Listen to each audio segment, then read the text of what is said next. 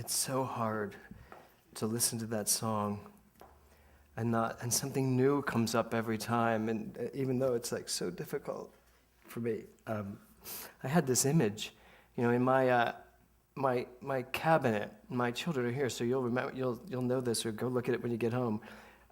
There's a beautiful little vase in our curio cabinet. It sounds so gay. Our curio cabinet that broke, and the top is all chipped off. And I remember when it broke, and Kevin said to me, he said, it almost looks prettier, doesn't it? The way that and we've set it there, and I didn't even think about it till you just were singing this. I was like, oh my God, it is. It's more beautiful now, even when we've cracked the top, and it has these really jagged edges. I mean, I wouldn't want it to fall on me at this point, but it is so beautiful. So when I heard this song the first time, I had a big epiphany about what we teach in Science of Mind. And what we teach is that it's all God. And we teach 3 simple words. Those words are, I am God. And for a lot of people, that's blasphemous.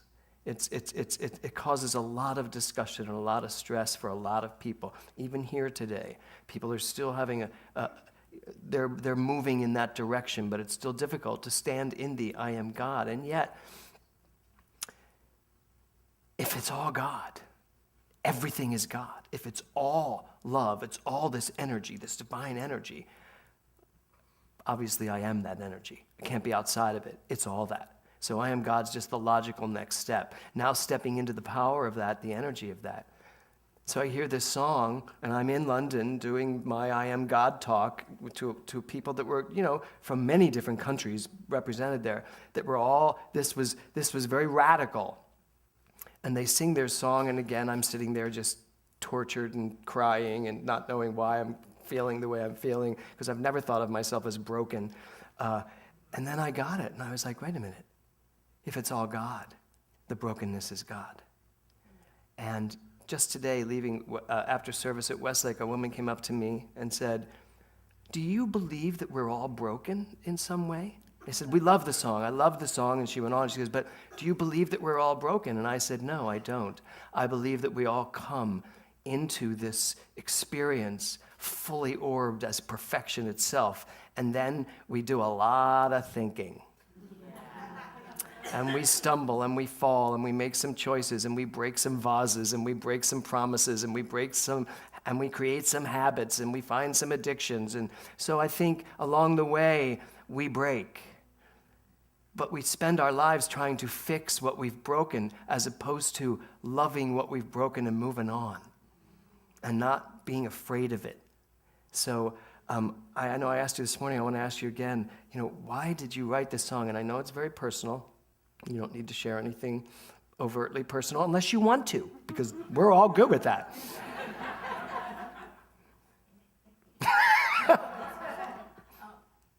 Yeah, they should be on. I need more of me by the way, please. So I was watching my sweet best friend Stowe go through some major stuff. And I had been to this wonderful week-long healing thing. And I suggested to her that she go.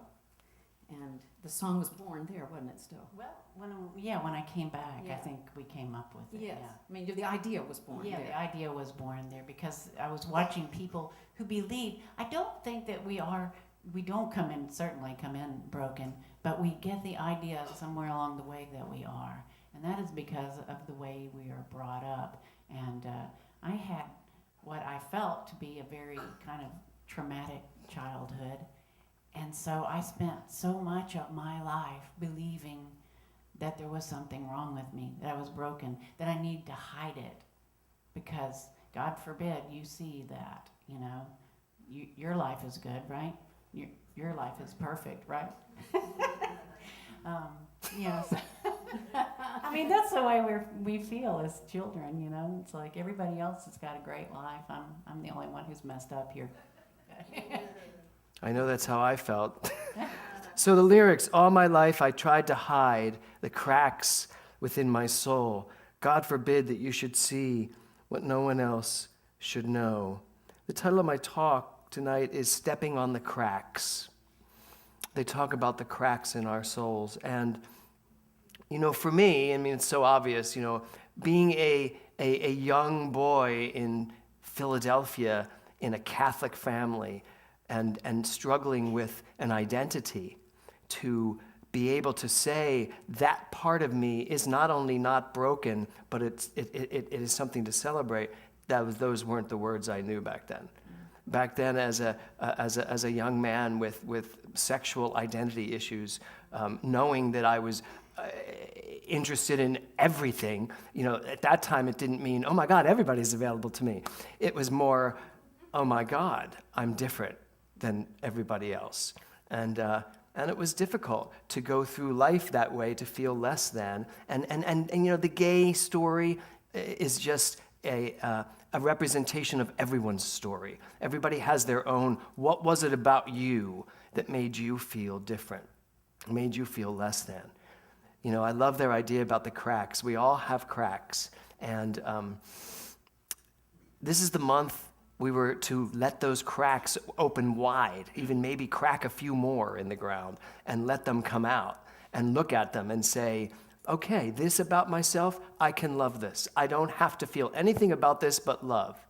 It's funny because how many of you have been to the Sepulveda Mall where the arc lights are? Wow, I guess I'm one of the few people that like that arc light. Well, since my daughter Nora was a little tiny girl, I know she's covering her face now, that whole mall, from the car to the movie theater, are all blocks of cement with cracks all around them. She has spent her entire life, when we go there, making sure she never touches a crack. And she's now about to turn 18. So for 18 years, she has not touched. Have you ever touched a crack? A little louder. She has never touched a crack on that. And I spent my life pushing her, literally trying to catch her off balance to get her to touch one of those cracks. I don't know why I do that. But it seems like a lot of fun, but she always wins. She always wins. And I've thought about it now, of course, as this is all my whole talk, stepping on the cracks.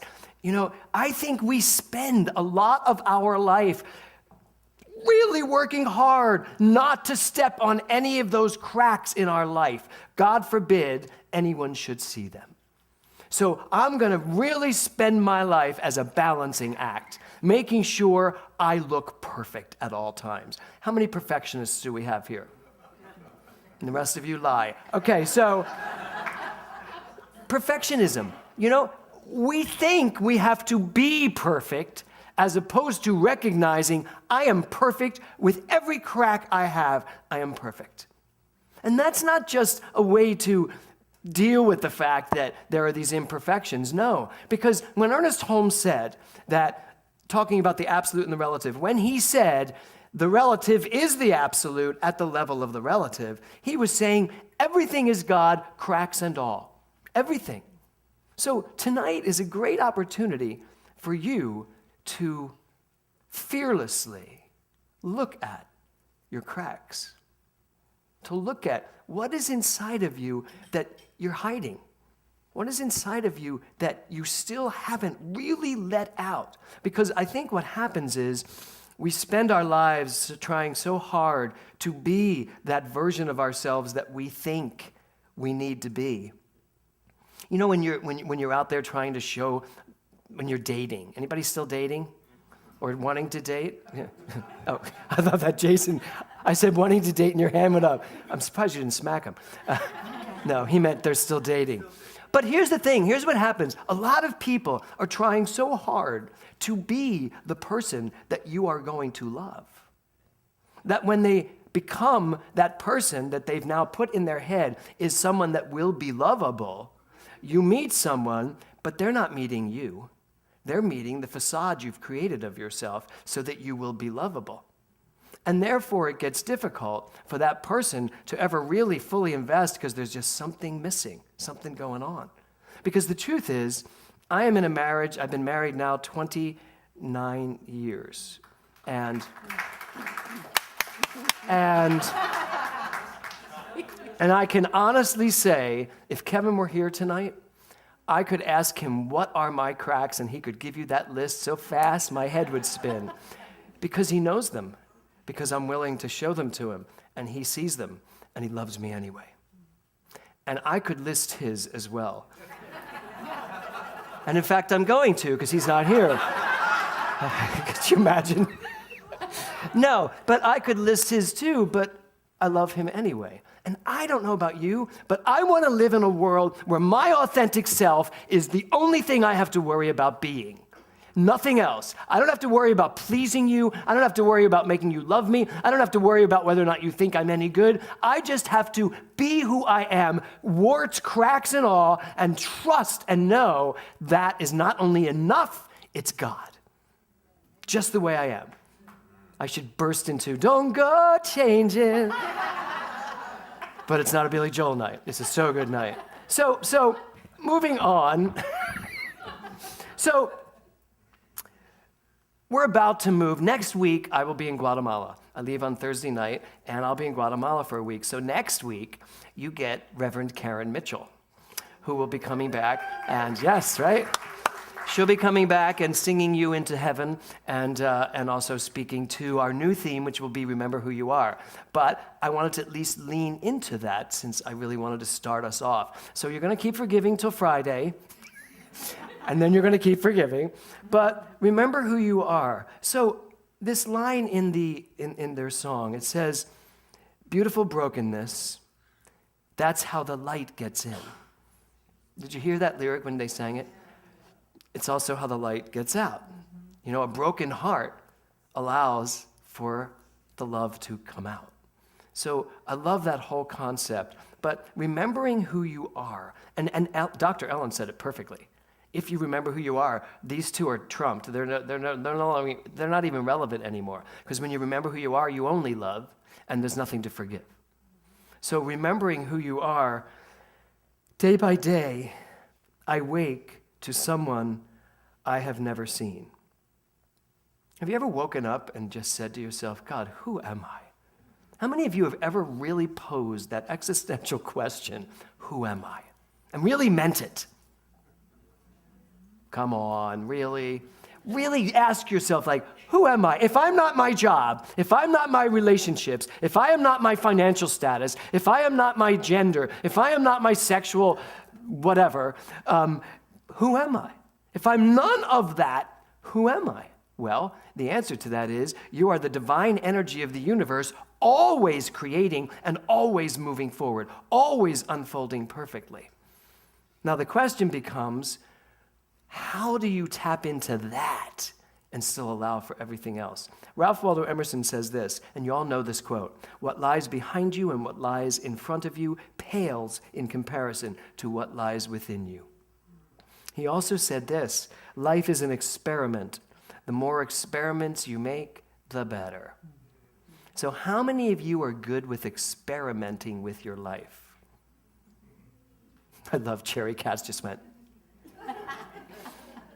And that means, are you willing to take risks? How many of you are taking the Exquisite Risk class this? Good. The rest of you should all have your hands up. That book is amazing.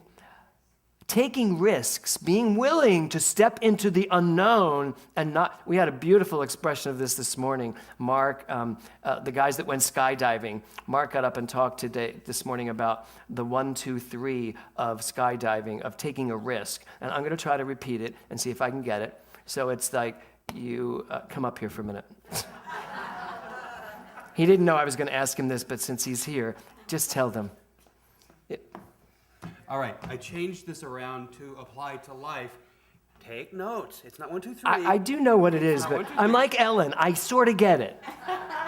Right hand, right foot. Left hand, left foot. Stand up tall to feel the adventure coming your way. And this, at this point, is when you're outside the airplane. About to jump. You're feeling 120 mile an hour wind in your face. You're either loving life or having other thoughts. Now we scoot down a little bit to get ready, and we launch. How many of you are ready to do that with your life? Yes. Yes. Thank you for that. I couldn't help. Thank you, Mark. I couldn't help but seeing Nada Ricardo sitting there going, no. But Nada, you only mean you don't want to jump out of a plane. Because metaphorically speaking, you are someone who has jumped out of many metaphorical planes, yes? Yes. So how many about the rest of you? Have you jumped? Have you really jumped in the so many things that you can jump? So here's the thing I really want you to jump on. I want you to jump into that amazing abyss of I am God. Because when this month comes up of remember who you are, that's going to be your job. To really remember who you are in every area of your life. The song for you is going to give you a great recipe for how to do that, because it's called spiritual practice. You can call it meditation, you can call it treatment, you can go take a Zumba class. Whatever it is that touches you and grounds you in the truth of who you are.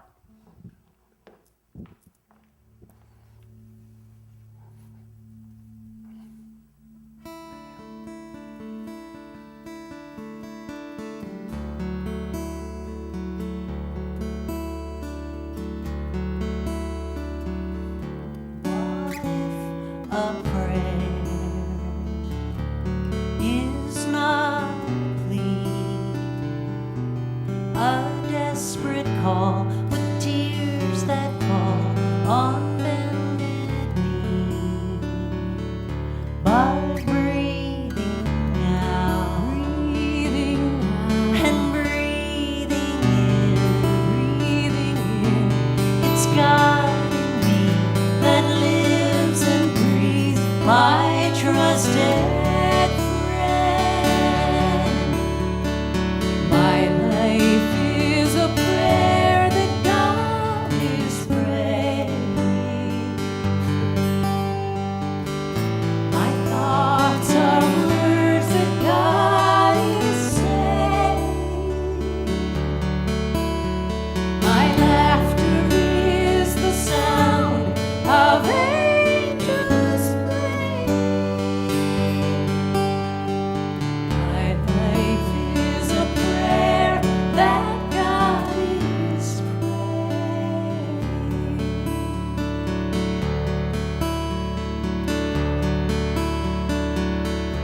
What today? I had a chance to move and sway. God leads the way in my life's dance. What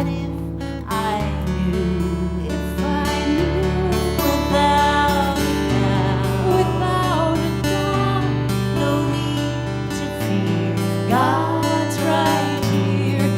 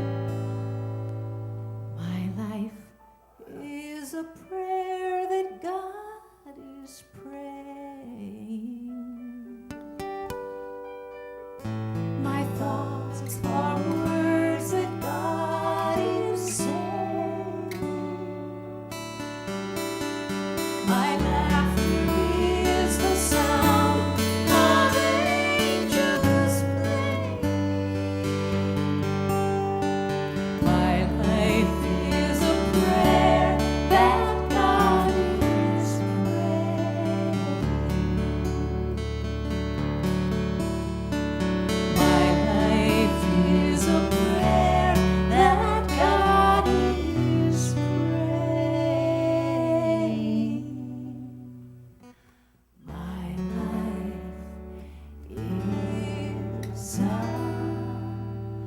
pray.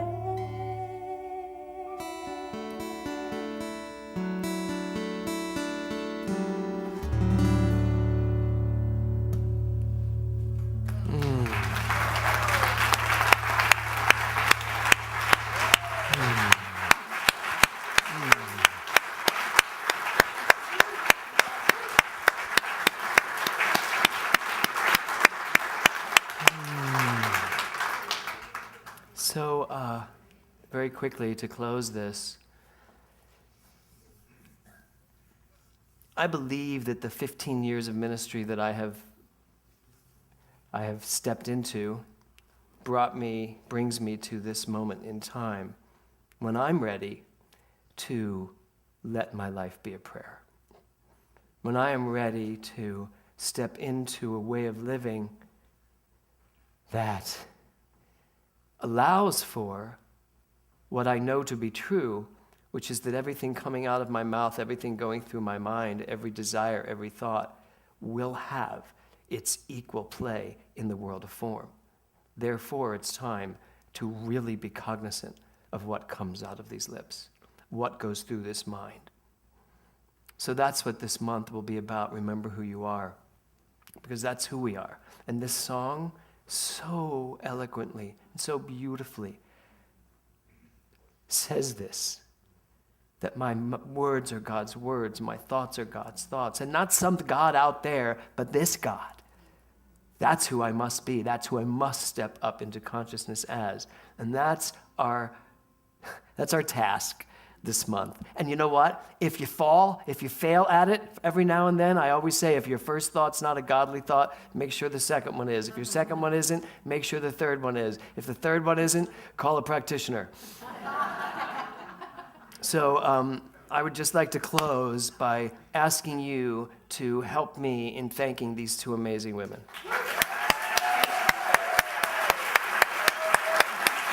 Thank you.